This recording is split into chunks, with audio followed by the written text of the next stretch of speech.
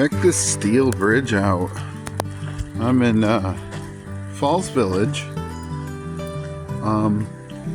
This isn't the original bridge, but they decided to rebuild it exactly the way it was built before. So, and then they painted it. This is how it used to look. I don't know. I guess 100 years ago when it was built, or in the 30s when it was built. But this was built just a few years ago. It was rebuilt again. And that's the Housatonic River down there. It's really gushing out. It's pretty cool. Look at that. It's really cool. And there it is.